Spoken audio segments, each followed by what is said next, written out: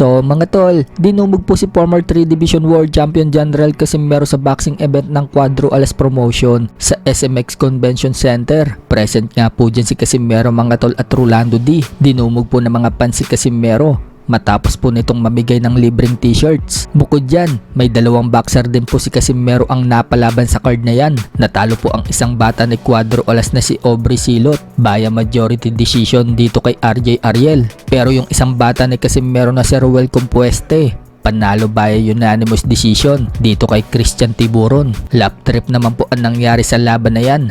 Nagtawanan po kasi ang mga audience noong suminga ang bata ni Casimero. Muntik pang tamaan ng referee at kalaban niya. Ganun pa man, maganda po ang pinakita ng bata ni Cuadro Alas. Lamang na lamang po ito sa mga hurado, pero kudos din po sa nakalaban niya. Matapang at hindi bumibigay yung tuhod. May bata din po si Jerry Peñalosa ang napalaban sa card na yan at nanalo via knockout sa round 2. Sa kabilang banda naman mga tol, mamayang hapon na po magaganap ang laban ni Emma Bacosa Pacquiao. Rematch dito kay Rodelyn Perez kung saan paglalabanan po nila ang PBF Lightweight Championship belt. Matatandaan na sinabi po ng kalaban ni Emma Bacosa Pacquiao, aagawin daw niya si Jillian Ward kay Eman. So may sagot na po si Eman Bacosa mga tol kay Perez sa sinabi nitong aagawin sa kanya si Jillian. Wika ni Eman mga tol sa interview sa kanya ni Paucas, sige daw, subukan na lang daw ni Perez. Sabay tawa si Eman. Unang tanong ko pare, nakausap ko, nakita ko yung interview, yung video ng kalaban mo.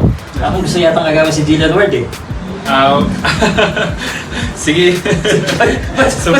Subukan. Sige po. Okay. Noong tanungin naman po si Eman kung pupunta daw ba ulit yung magandang babae na sikat sa laban niya. So ang tinutukoy nga po dyan mga tol ay si Jillian Ward. Sagot ni Eman, abangan na lang daw natin. Sabay sabing secret. Last time may nanood na sikat na maganda. Kaya may manood kaya ang sikat na maganda? Abangan niya na ako. Secret.